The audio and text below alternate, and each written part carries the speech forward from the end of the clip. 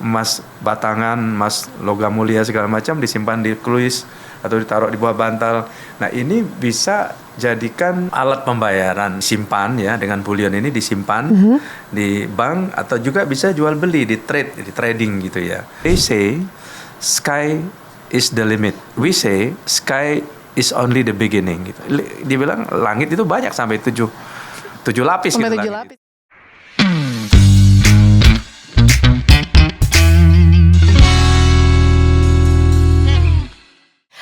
Assalamualaikum warahmatullahi wabarakatuh. Saya Fitrop, host BSI Talk podcast perdana Bank Syariah Indonesia. Ini bener-bener kebanggaan banget buat saya bisa jadi host episode perdananya BSI Talk nih. Dan ini jadi suatu kebanggaan lagi karena hari ini saya nggak sendirian. Saya sudah menghadirkan sosok yang Masya Allah ini inspiratif banget. Biasanya lihatnya cuma di Google sama di berita-berita. Hari ini bisa ngobrol langsung dengan Bapak Heri Gunardi selaku Direktur Utama BSI. Halo Bapak, Assalamualaikum, apa kabar Pak Heri? Waalaikumsalam warahmatullahi wabarakatuh. Alhamdulillah kabar baik. Bapak terima kasih telah bergabung di episode perdana BSI Talks. Nah Pak Heri, tapi kita hari ini ngobrol santai aja ya Pak. Boleh. Oke, baik. Nih Pak, kan BSI ini baru didirikan 4 tahun yang lalu nih ya Pak ya. Nih kalau saya nggak salah nih Pak, itu 1 Februari 2021 bukan Pak? Betul. Karena pas ulang tahun suami saya, jadi saya kayak hafal banget. Sama ya? Betul. Okay. Ini tapi ternyata ya di usia 4 tahun ini mungkin ini banyak kayak saya nih, masyarakat juga yang merasakan perubahan BSI ini yang sudah sedemikian besarnya, dan ini tentunya berkat tangan dingin dari Pak Heri nih pastinya. Nah, tapi Pak mungkin boleh di-sharing Pak, kalau untuk Bapak sendiri gaya kepemimpinannya tuh seperti apa sih Pak? Saya mungkin flashback ke belakang. Iya Pak. BSI ini adalah bank hasil merger. Benar. Dari 3 legacy Dari 3 bank kan ya Pak? Dulu ada namanya Bank Syariah Mandiri, betul. BNI Syariah, BNI Syariah juga. BNI Syariah. Nah, untuk melakukan penggabungan, integrasi ataupun merger sebuah entitas keuangan kan memang dibutuhkan leadership yang kuat ya. Yeah. Artinya kemampuan PMO atau Project Management Office ataupun kemampuan M&A bagi seseorang seperti saya itu sangat dibutuhkan gitu. Betul. Ya. Nah, di sini gimana adalah kemampuan kita mengorganize semua resources yang ada. Yeah. Karena membangun 3 entity yang berbeda itu memang nggak mudah gitu. Betul, karena satu aja sulit ya Pak ya? Satu aja sulit karena masing-masing punya karakteristik yang berbeda, profil yang berbeda, dan juga punya culture yang berbeda. Jadi saya beruntung karena terbiasa ya dengan project merger. Karena pada awal merger Mandiri dulu saya juga bergabung dalam core team merger. Betul. Bank Mandiri tahun 99-2000, dan ini memberikan banyak pelajaran kepada saya dan juga pengalaman untuk gimana melakukan sebuah merger. Kemudian yang kedua adalah saya juga mendapat tugas waktu itu masih di Mandiri untuk menjadi direktur project atau PMO, membangun satu joint venture company namanya sekarang Aksa Mandiri Financial Services. Okay. Nah, dan yang ketiga project saya adalah membangun BSI. Jadi gabungan dari 3 bank legacy tadi. Jadi memang leadership style yang istilahnya decisif dan juga kemampuan mengorganize ya resources yang ada itu sangat dibutuhkan. Dan satu lagi adalah time management yang baik gitu. Karena kalau kita tidak menggunakan waktu itu dengan baik, artinya nanti project manajemennya jadi mundur gitu. Betul. Dan sudah sangat sekuen dan ketat gitu untuk menyelesaikan bagian dari project yang memang harus kita lakukan sebaik mungkin. Nah, pada saat itu kita fokus kepada integrasi, penggabungan, kemudian gimana menyatukan budaya BSI One Culture ini. Karena kalau tanpa budaya yang bagus, tanpa budaya yang bersatu, tentunya arah perusahaan ini juga akan susah berbeda. Dan termasuk juga kita memilih nama.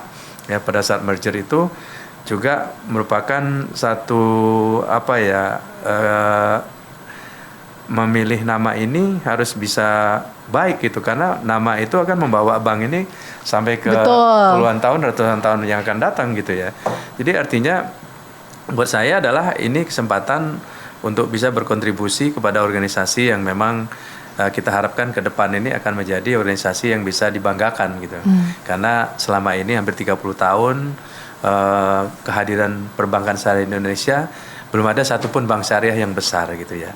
Jadi artinya kita ini menjadi pioneer ya, menjadi energi baru buat Indonesia. Kemudian bisa membawa ekonomi syariah ini juga tidak hanya menjadi tuan rumah di negeri sendiri, tapi juga bisa berkontribusi dan juga compete di global syariah market gitu.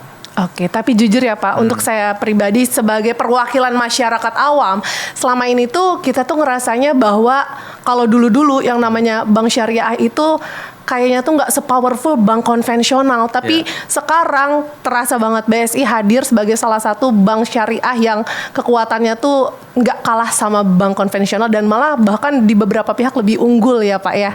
Itu luar biasa banget nih. Tapi Pak, kalau tadi kan juga kita lihat ya, padahal sebenarnya Bapak jelasin itu cukup rumit ya, tapi Bapak menjelaskannya tuh simple banget gitu. Kita jadi mengerti bahwa ternyata memang di balik merger 3 bank tadi sampai akhirnya terbentuk BSI yang sekarang itu dibutuhkan pengaturan yang kompleks banget ya Pak ya, bisa sampai akhirnya seperti sekarang. Nah tapi kalau point of view Bapak nih sebagai seorang bankir, apa filosofi yang Bapak pegang di dalam karir Bapak nih Pak? Tapi sebelum masuk ke filosofi hidup gitu ya, tapi saya juga mau bercerita bahwa Indonesia ini negara besar ya. Yeah.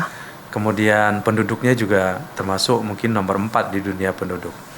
Indonesia juga memiliki populasi muslim mungkin terbesar di dunia ya. Harusnya bank syariahnya juga besar, tapi apa yang terjadi setelah 30 tahun berjalan, nggak ada satupun bank syariah yang besar. Saya sengaja melihat di sini bahwa sebenarnya apa sih yang terjadi gitu. Pada saat saya mendapat tugas untuk melakukan merger ini, bahwa banyak pesan gitu kepada saya bahwa bank syariah ini adalah bank yang tidak bisa bersaing gitu ya dengan konven. Kemudian SDM-nya kelas 2. Kemudian yang berikutnya brandingnya nggak bagus lah gitu ya. Kemudian risk manajemennya dalam hal implementasinya nggak disiplin gitu.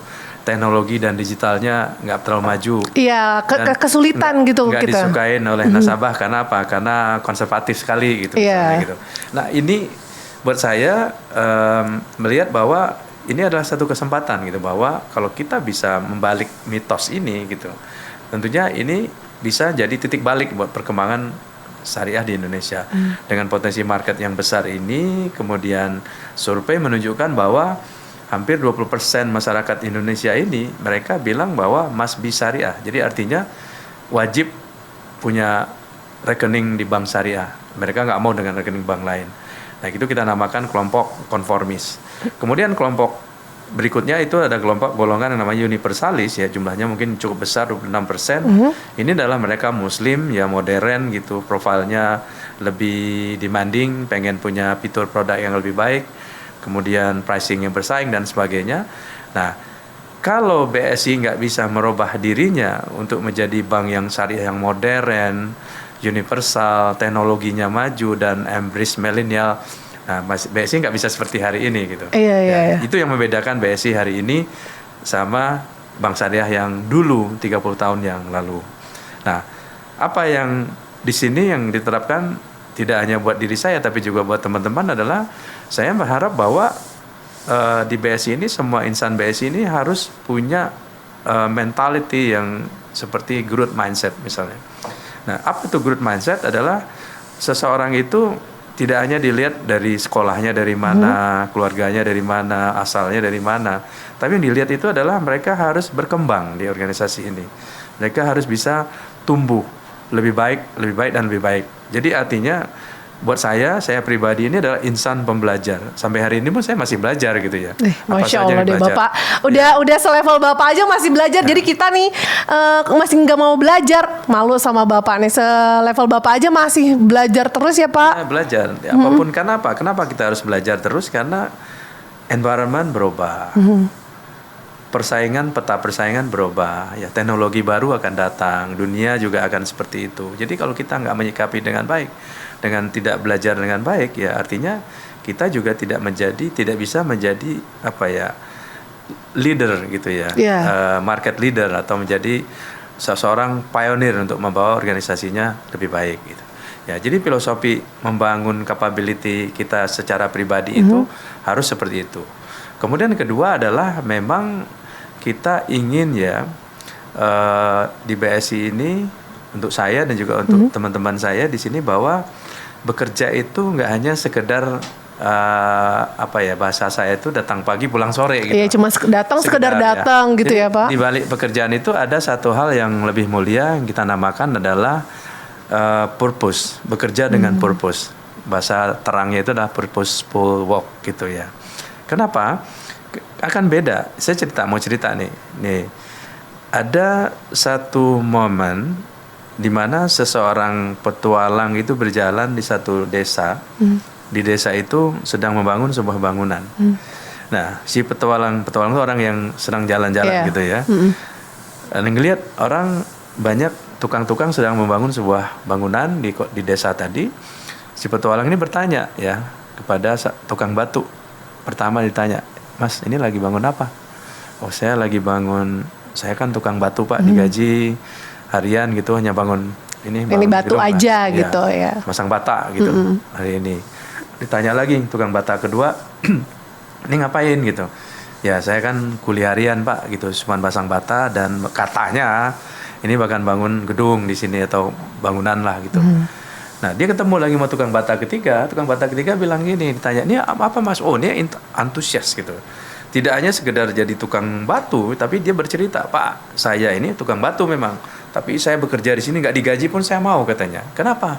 Kata si petualang tadi, "Karena di sini akan membangun sebuah sekolah. Sekolah ini nanti akan digunakan oleh anak-anak di desa ini untuk belajar ya. Dan ini adalah sekolah pertama di desa ini. Selama ini anak-anak di kampung ini sekolahnya jauh, berjalan puluhan kilometer dari desa yang lain gitu. Nah, jadi saya merasa senang dan saya akan all out untuk membangun agar sekolah ini bisa jadi." Nah, itu adalah purpose gitu. Bekerja dengan purpose.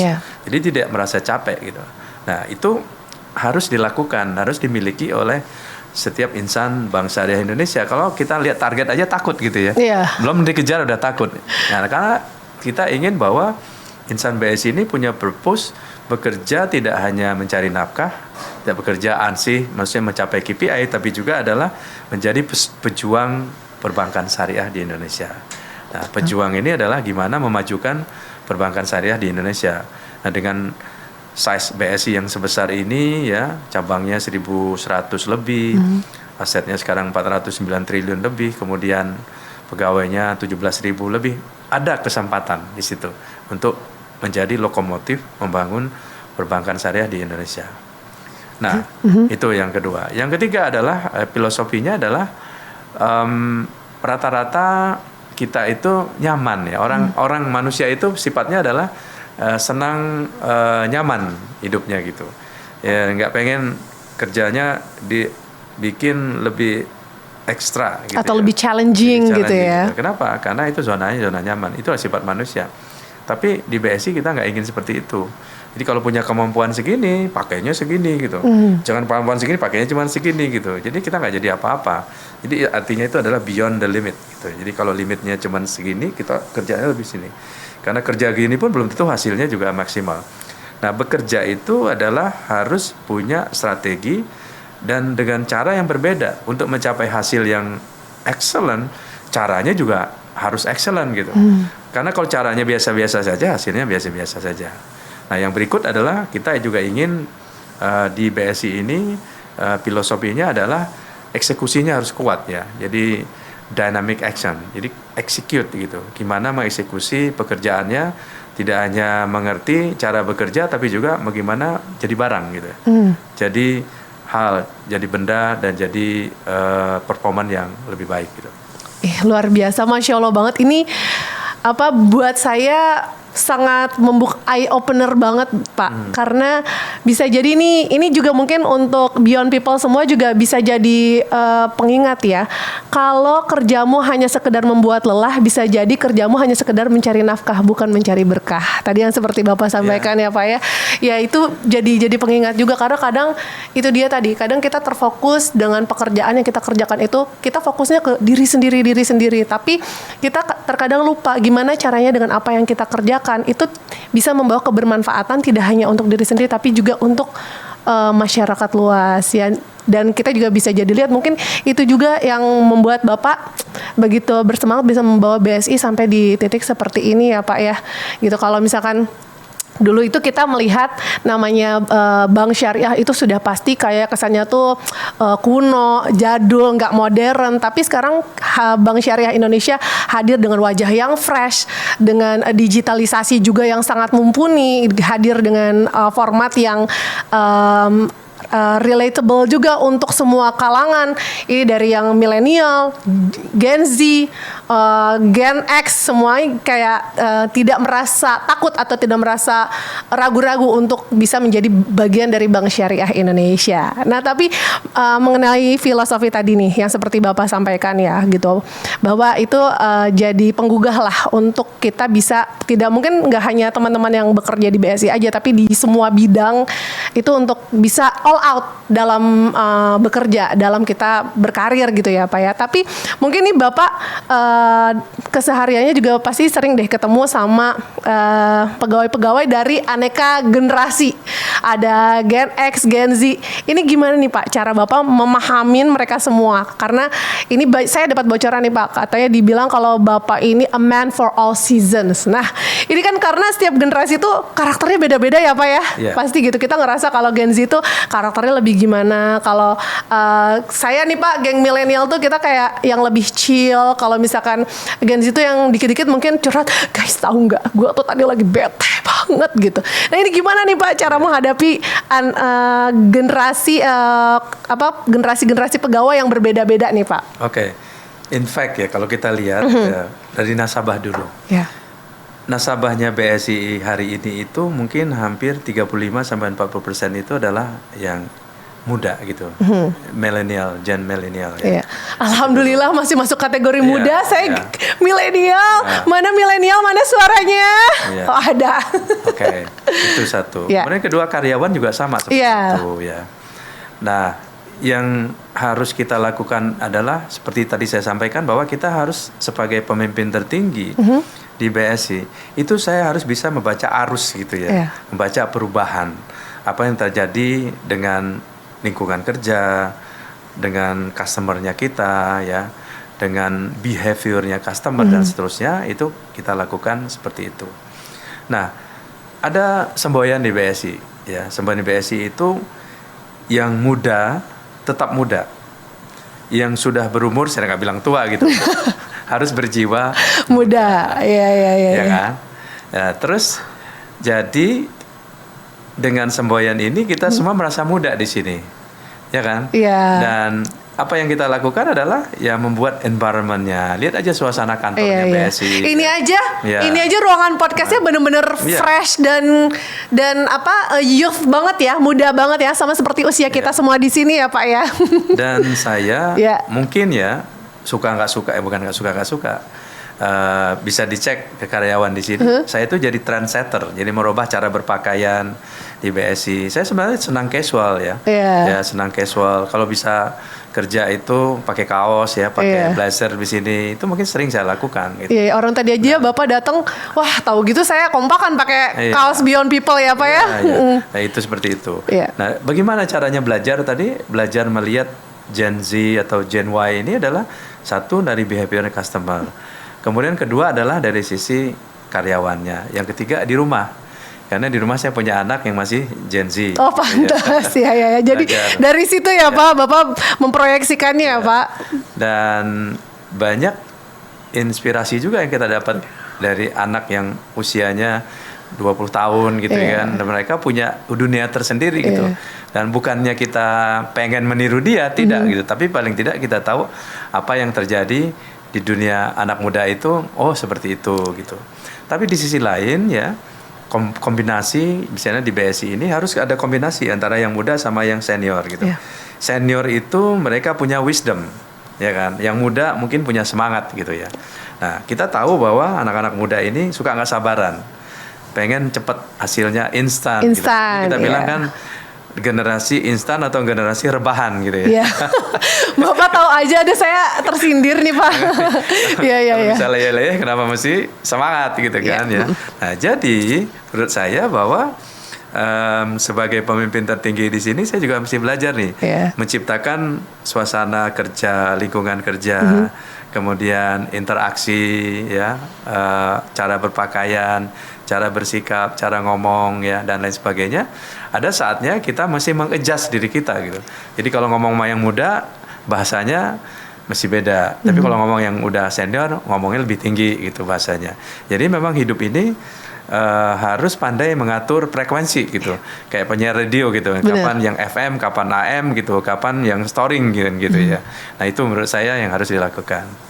Betul, ini Bapak kalau kata anak Gen Alpha, Bapak tuh Sigma banget deh, beneran top.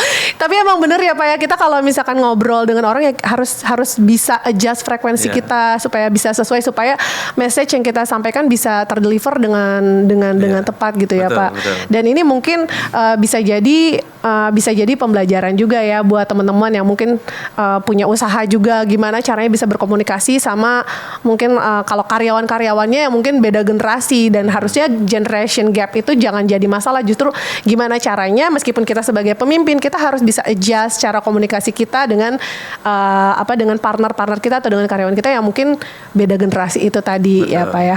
Nah, tapi ini Pak kalau tadi kan ibaratnya tantangan antara kita dengan nasabah atau misalkan dengan karyawan ya Pak ya. Tapi untuk kalau dibilang tahun 2024 juga itu menurut saya sih ada tantangan tersendiri Pak. Karena kan kalau di Amerika ada shifting pemerintahan tuh Pak.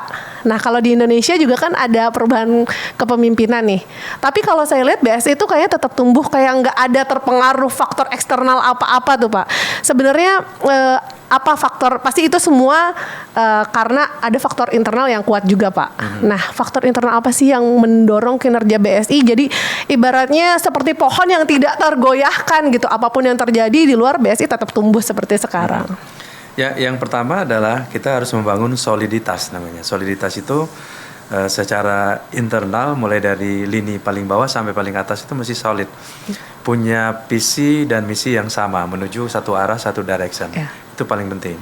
Kemudian punya budaya kerja yang sama, yang kuat ya. Itu juga harus bonding gitu antara yang di bawah dan yang atas, harus seperti itu. Tapi yang menarik lagi bahwa BSI ini adalah bank yang memang ditakdirkan harus punya namanya growth story. Pertumbuhan, ada cerita pertumbuhan kita. Dan kita tiap tahun itu punya cerita, punya agenda yang berbeda-beda gitu. Misalnya tahun pertama merger itu adalah penguatan teknologi dan integrasi. Tahun kedua kita mulai meningkatkan kinerja performa kita. Tahun ketiga mungkin stabilisasi dari sistem kita.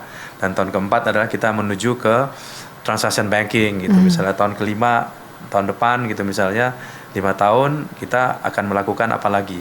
Nah dari story-story ini yang membuat BSI itu di-appreciate gitu ya. Dan di-reward oleh para investornya, kemudian para analis bahwa bank ini nggak pernah berhenti bergerak gitu ya.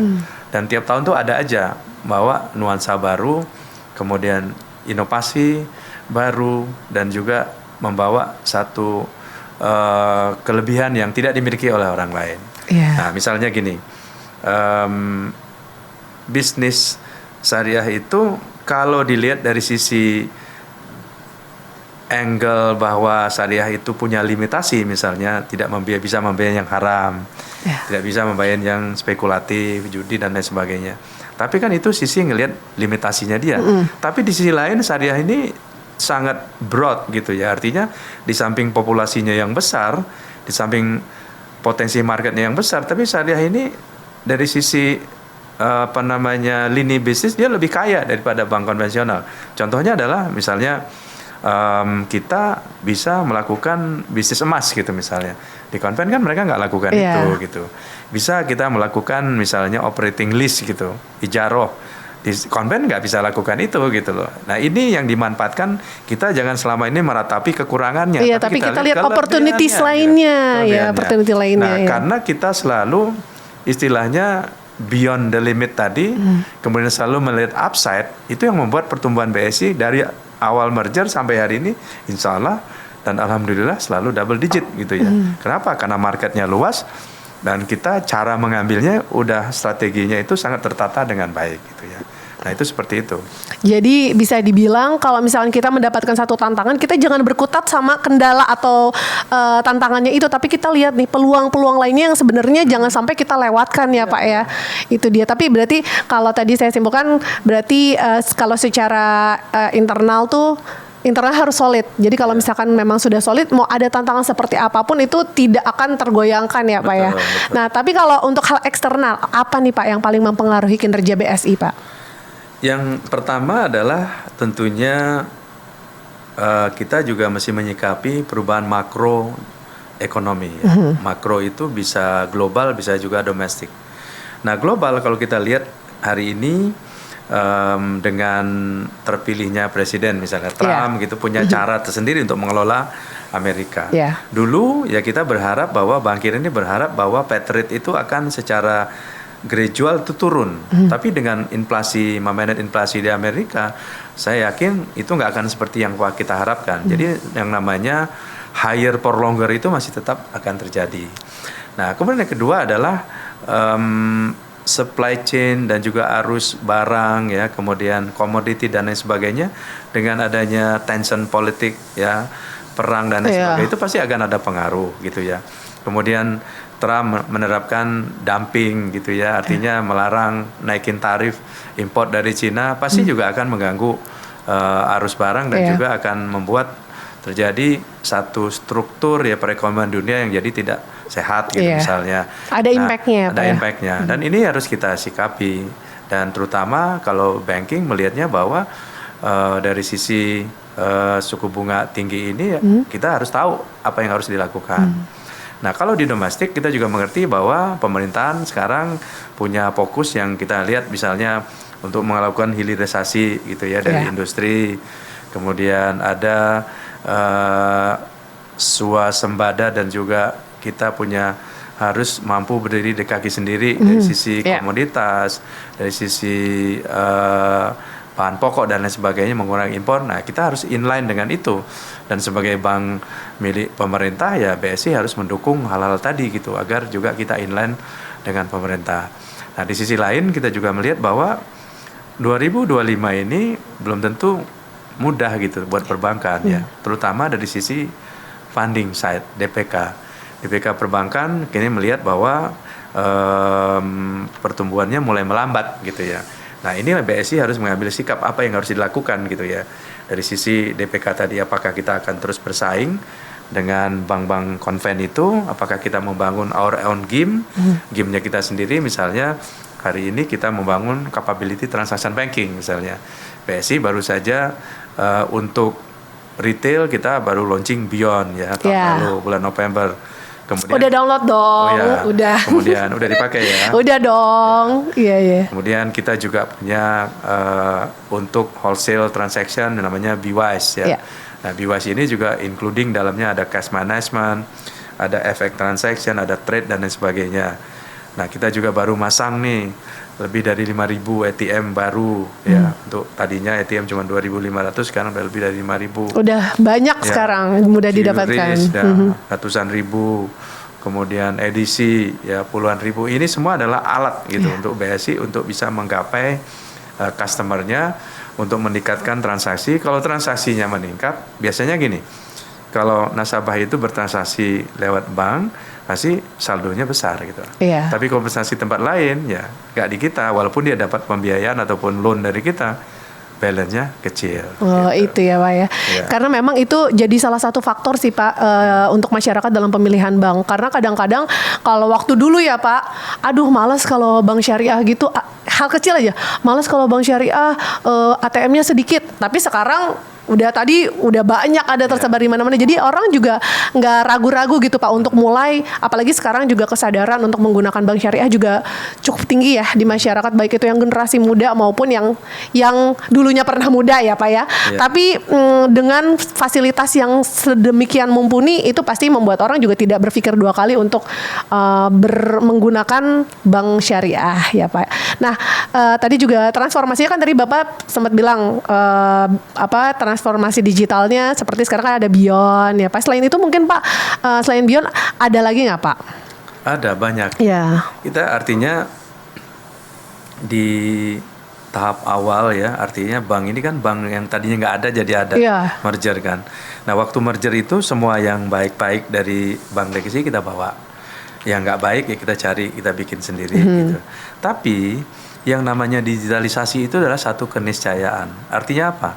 Kalau bank tidak memperkuat digitalisasinya, pasti dia akan ditinggal oleh nasabahnya dan pindah ke bank lain gitu. Karena apa? Karena tuntutan kan gitu. Orang udah males datang ke cabang, macet. Udah mageran, generasi mager tadi Pak. Dan semua sekarang kan butuh yang namanya kecepatan, akurasi, dan juga karena banyak tuntutan kan gitu. Artinya sibuk dan lain sebagainya. Jadi kita memang harus membangun capability digital kita. Tidak hanya yang retail ya, tapi juga yang wholesale. Karena pada dasarnya nasabah kita kan ada yang retail, ada yang wholesale. Jadi BWise namanya. BWise ini sebentar lagi akan kita launch ya. Nah, BWise ini untuk mengakomodir kebutuhan perusahaan. Jadi debitur-debitur kita ataupun nasabah kita yang memang mau melakukan kegiatan untuk transaksi wholesale, untuk transaksi korporasinya bisa menggunakan BWise-nya BSI. Tapi tidak hanya itu, kami juga akan punya satu proyek namanya Proyek Madinah. Nah, Proyek Madinah ini adalah kita merestorasi ataupun memperbaharui underwriting proses untuk consumer. Ya. Yang tadinya kita SLA-nya lebih lama dari bank-bank lain itu, sekarang mungkin kita udah bisa mirip ataupun bahkan lebih cepat gitu. Karena processing center itu kita robah cara kerjanya dengan menggunakan teknologi yang lebih robust, lebih baru. Kemudian kita juga menggunakan AI, Artificial Intelligence ya, atau Gen AI. Nah untuk yang Madinah ini, itu ada Gen AI di belakangnya. Artinya ini memberikan kesempatan untuk nasabah mengajukan pembiayaan rumah misalnya, KPR. Tapi di sini tidak hanya kasih pembiayaan, tapi juga dengan Gen AI dibantu, nasabah bisa mencari rumahnya. Tapi nggak perlu datang ke tempat developernya. Lihat dari handphone. Tinggal cek-cek scrolling aja ya, semudah itu ya Pak ya? Saya melihat ini lokasi di mana, developernya di mana, lokasi rumahnya di mana, luas tanah, luas rumah, kondisi dalam kamar dan lain sebagainya, toilet berapa kamar, semua informasi. Semua detail ada di situ. Wah, luar biasa, keren banget Pak. Tapi ini kalau saya sebagai nasabah pengguna Beyond dan juga mobile banking BSI itu saya udah ngerasa banget Pak. Memang benar-benar semua fasilitas dimudahkan. Bahkan untuk kalau dulu kita misalkan setelah transaksi ini kita mau sedekah atau misalkan mau zakat aja tuh kan kita kadang suka bingung, dan juga kita kan suka tanda tanya. Ini takutnya kita kalau mau bersedekah nggak sampai atau misalkan kayak tidak diamanahkan dengan baik. Nah ini kita kalau habis belanja aja diingetin mau sekalian sedekah nggak gitu. Itu kan ada muncul ya Pak ya notifnya. Emang luar biasa, ini inovasinya sangat banyak sekali dan juga menurut saya sangat penuh dengan gebrakan ya Pak. Cuman mungkin saya sebagai nasabah nih Pak, ada masukan deh Pak kayaknya Pak. Ini untuk mobile bankingnya sama untuk Beyondnya Pak. Kayaknya warnanya bisa agak sedikit ditambah karena sebelumnya kan adanya Atta Aurel. Kayak ditambah Fitri Tropika deh Pak. Ya, coba yang setuju boleh itu tulis ya di kolom komen. Boleh ya, setuju silakan di komen. Kayaknya tuh kayak butuh ada warna ya nggak sih? Iya, Bapak kayak iya. Oke. Saya juga yakin nih pasti Beyond People juga banyak yang baru tahu sama kayak saya. Selama ini kita ngiranya yang namanya BSI itu hanya ada di Indonesia, ternyata ada cabang di Dubai loh. Keren banget, boleh kasih emot tepuk tangan, semuanya kasih emot tepuk tangan, plok. Saya baru tahu loh Pak, ternyata ada ya Pak di Dubai ya? Ada. Ih keren banget, Masya Allah. Kok bisa sih Pak tiba-tiba tercetus misalkan Dubai, kenapa nggak misalkan London London juga kan komunitas Islamnya juga cukup besar ya Pak ya. Ini boleh tolong diceritain karena ini pasti banyak yang baru tahu. Saya aja pas begitu tahu kayak Udah pernah ke Dubai kan? Pernah. Berapa hari tinggal di Dubainya? Ya cuman berapa kali Pak, saya numpang cuman ke gurun pasirnya doang, foto-foto pulang udah. Penting fotonya ya. Ya yang penting fotonya Pak, kan orang nggak tahu berapa hari, yang penting fotonya naik di feed sekali 2 kali doang.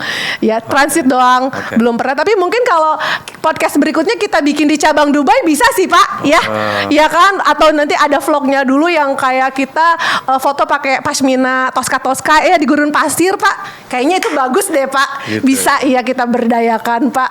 Nah coba Pak ini boleh diceritain nggak nih Pak? Karena ini saya excited banget baru tahu. Oh BSI ternyata buka cabang di Dubai ya Pak ya? Iya.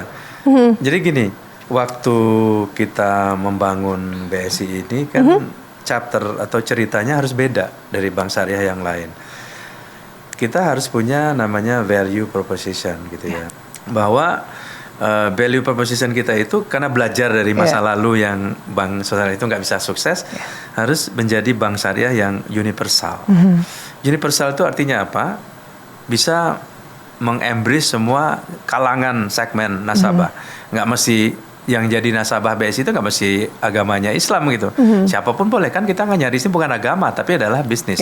Jadi pendekatannya adalah muamalah gitu ya, dagang gitu loh. Dagang ya kalau zaman Nabi dulu boleh, Nabi tidak harus siapa aja boleh gitu, nggak mesti dengan sesama muslim aja gitu ya. Dengan non muslim juga dijaga. Itu satu.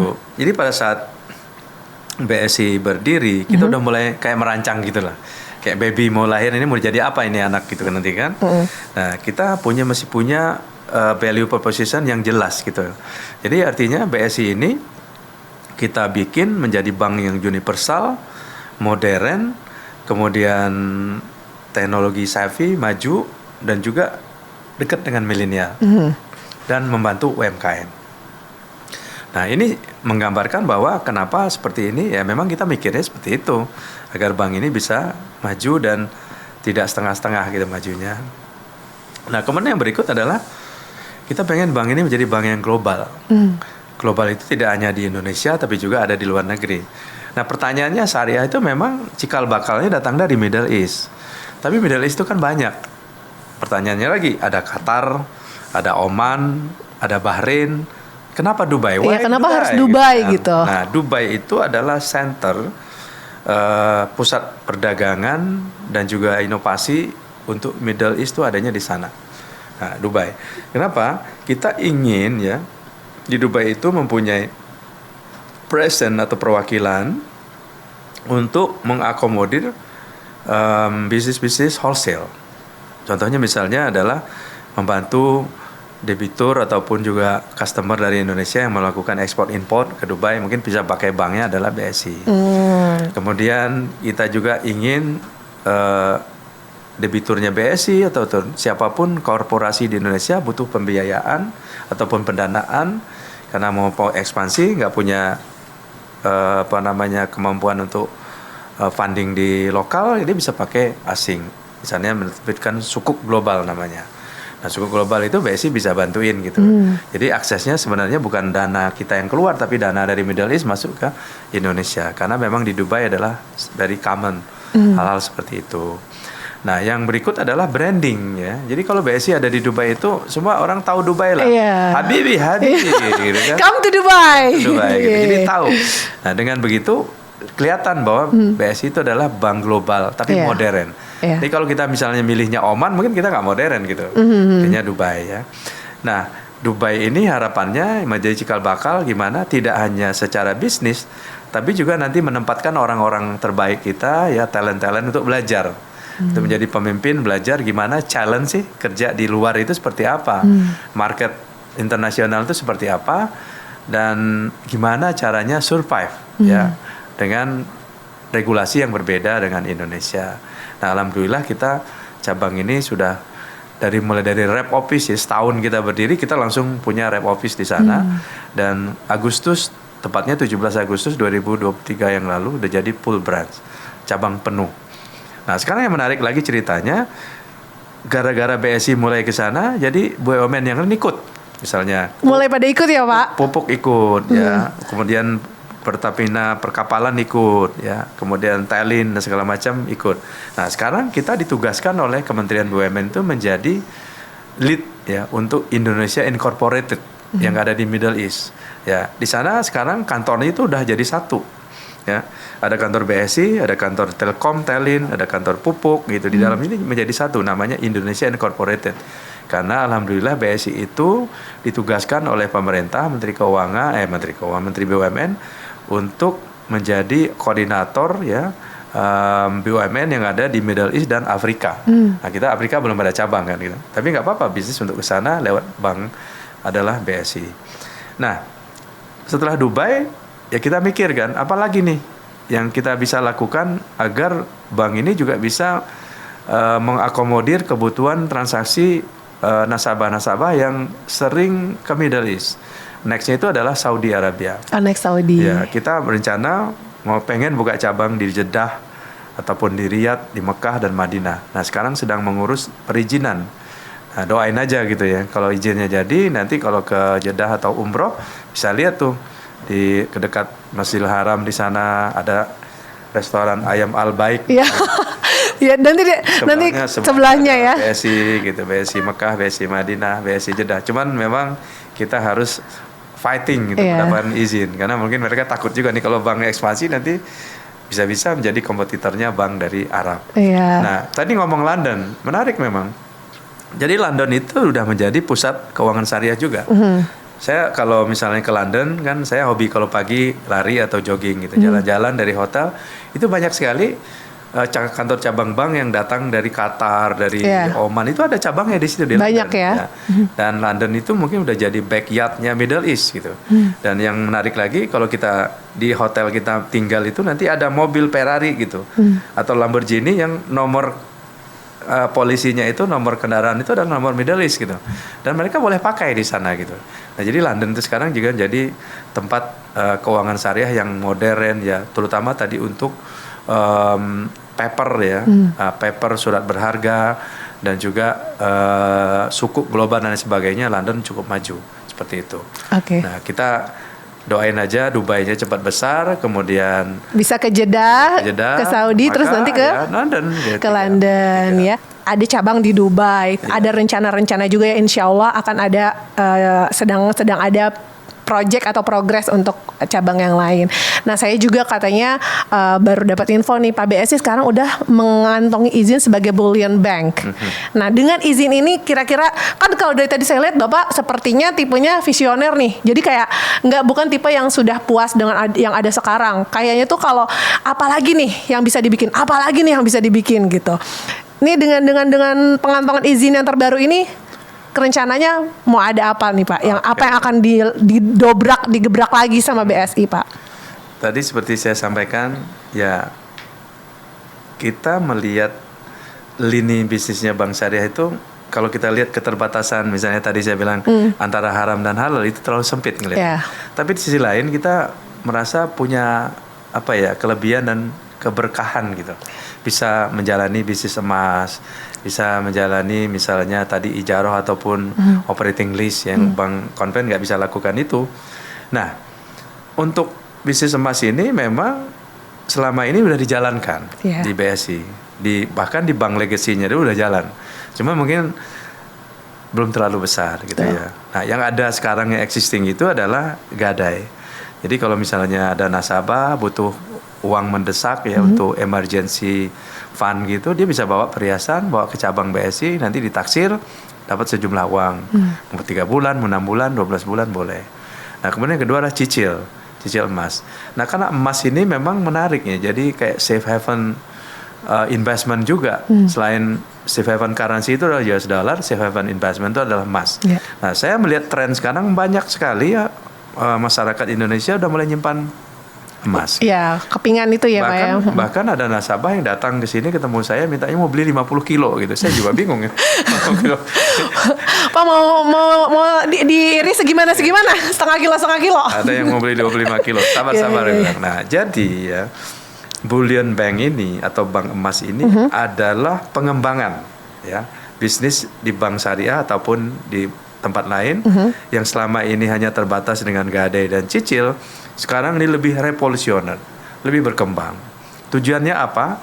Tujuannya pemerintah dalam hal ini dan juga regulator melihat potensi emas di masyarakat itu kan banyak.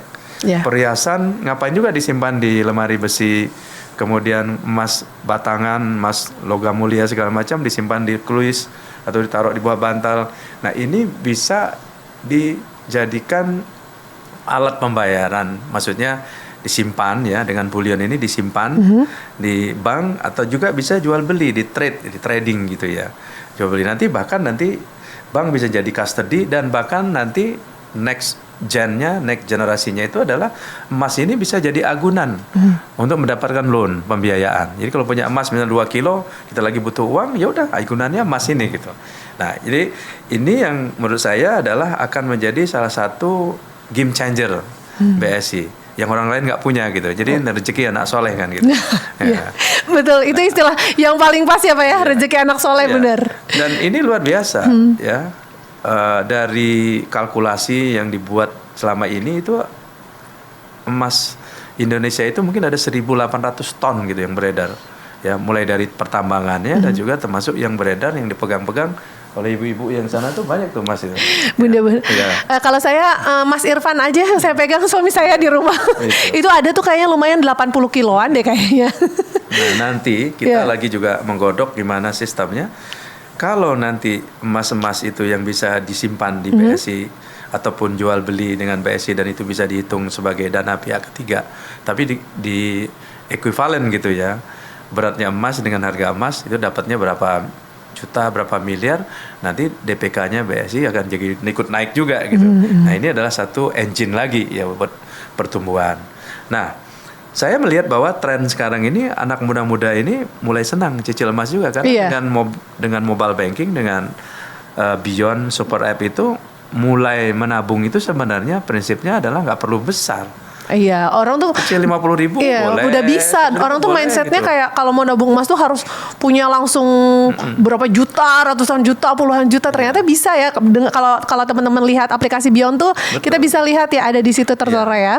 Jadi yang saya ingin juga sampaikan pada kesempatan ini, ada yang namanya time value of money, ya kan? Makin muda menabung, ya kan? Itu akan dapat hasil yang lebih banyak, lebih besar ketimbang yang menabung waktunya pendek gitu ya. Nah, jadi konsep menabung itu adalah sebenarnya adalah menyisihkan sebagian dari penghasilan.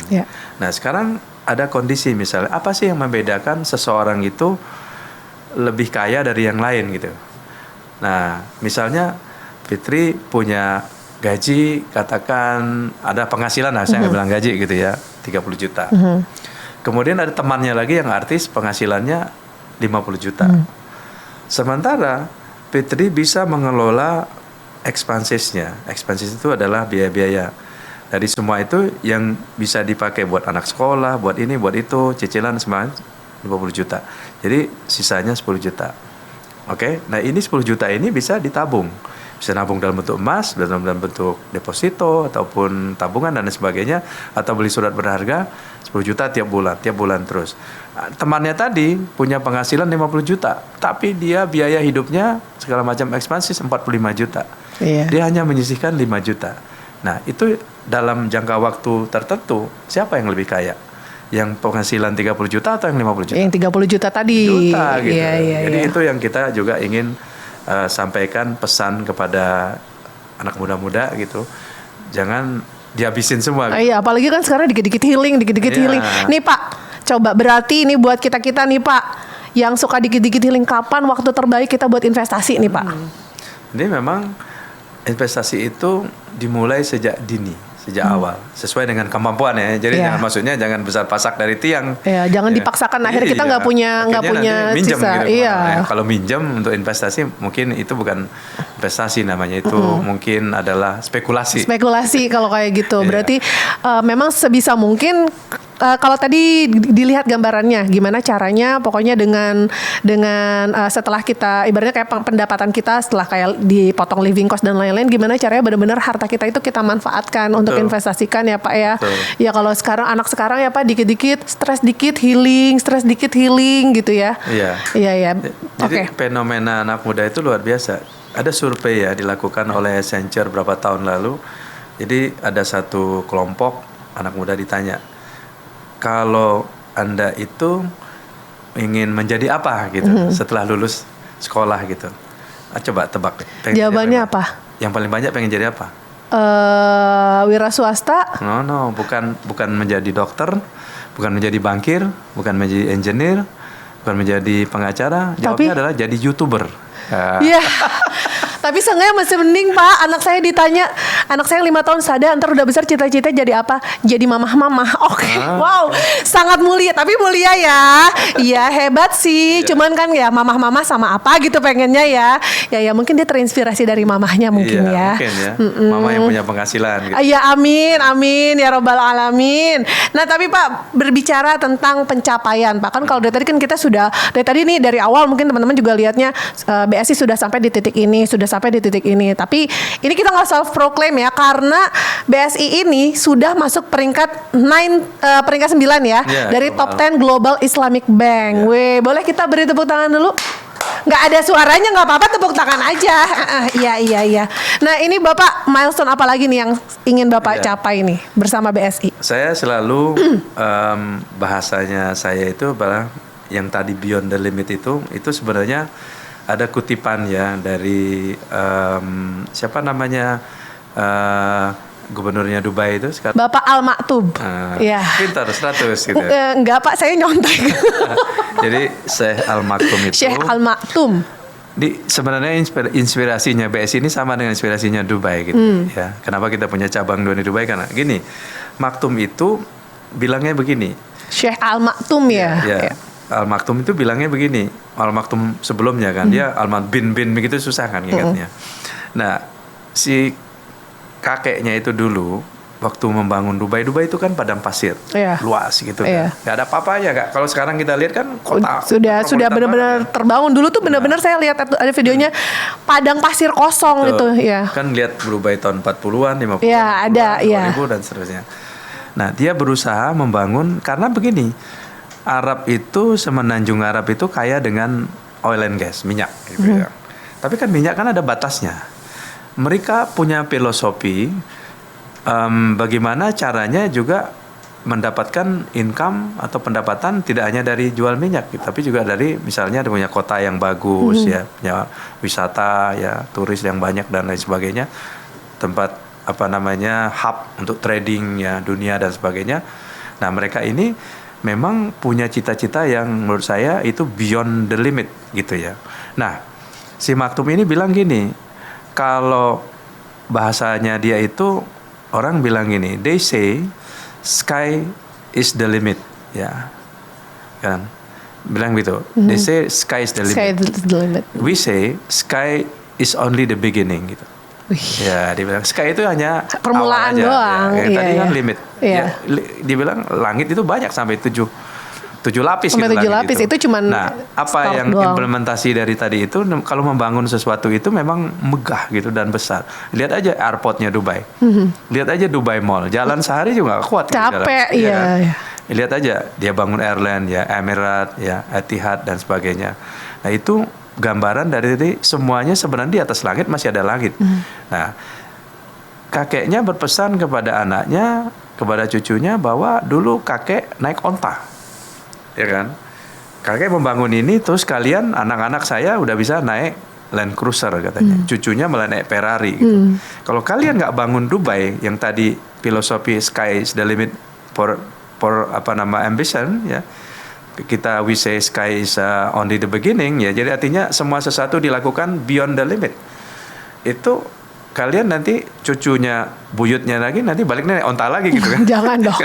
Ini dia bilang gitu. Ini kan memberikan motivasi. Gitu. Nah, BSI juga begitu. Karena kita tahu Indonesia ini kaya gitu dengan jumlah penduduk muslim yang besar, potensi BSI ini akan bisa jadi besar. Nah, kita melihatnya bukan hanya mimpi ini. Menurut saya ini in reality ya, bahwa BSI ini satu hari nanti, kan kita punya core plan nih, 2020 sampai 2025, 25 sampai 2030 dan seterusnya 10 tahun ke depan, BSI ini insya Allah bisa akan menjadi top 3 perbankan syariah global gitu ya. Nanti.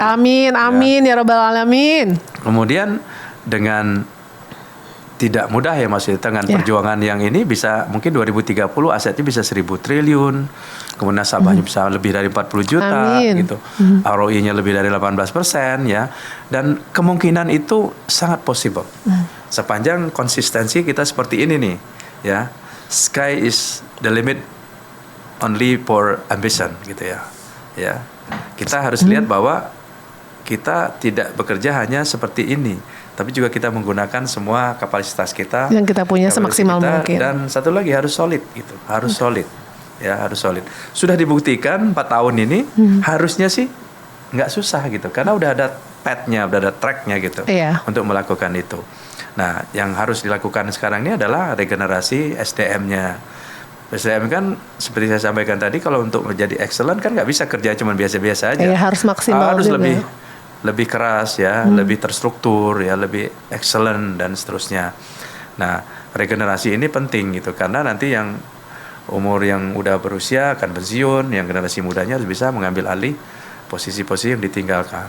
Kemudian agile ya terhadap perubahan yang terjadi di environment yang ada, baik itu perubahan dari sisi regulasi, perubahan dari sisi ekonomi, perubahan dari sisi politik ya, digital, teknologi ya. Sekarang apalagi ancaman cyber misalnya, itu luar biasa gitu. Nah, kita harus bisa menyikapi itu semua untuk menjadi bank yang memang solid, tumbuh, berkembang, tapi bank yang bisa dibanggakan gitu ya. Semuanya parameternya itu baik dan optimal. Masya Allah, sekarang Beyond People paham ya kenapa BSI bisa tumbuh seperti sebesar ini. Tentunya ini saya ngobrol sebentar aja sama Bapak, banyak sekali loh POV yang saya dapatkan, dan tentunya mudah-mudahan obrolan kita hari ini bisa membuat kita jadi sosok-sosok yang wiser dan juga mau bigger. Karena mungkin banyak teman-teman yang sudah cukup apatis, ngerasa udah cukup puas gini aja. Jangan, karena kita harus jadi sosok-sosok yang beyond the limit. Karena sky is not the limit, sky is only just a beginning, the beginning ya.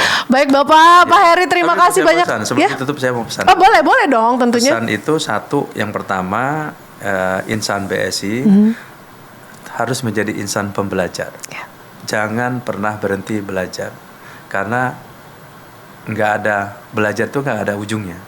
Kemudian kenapa kita harus belajar? Karena dunia ini berubah, environment-nya berubah, challenge-nya berubah, tantangan kita belajar hari ini, yang besoknya bisa lain gitu. Gimana menyikapinya? Tentunya kita punya ilmu yang berbeda gitu. Itu satu. Kemudian yang kedua, jangan cepat puas diri ya, jangan cepat arrive ya, jangan cepat complacent. Karena orang udah cepat puas itu ya udah selesai gitu ya. Nah, kemudian yang ketiga adalah mesti agile dan inovatif. Contoh misalnya banyak sekali di dunia ini contoh company yang nggak agile dan inovatif hilang, mati. Contohnya adalah Kodak. Kodak itu dulu kan potret-potret gitu, terus film di dalam, sekarang kalah sama Fuji film gitu, digital ya, kamera digital kan luar biasa. Kalau nggak suka tinggal di delete gitu, dan nggak perlu cetak-cetak masuk ruangan gelap gitu atau kamar gelap. Nah, Nokia misalnya gini, Nokia itu dulu kayak number one dulu. Dulu ada Nokia 1 juta umat namanya. Oh, kalau punya itu bangga banget kita kan. Nah, tapi kemana Nokia sekarang? Gone. BlackBerry misalnya. BlackBerry. Gone gitu.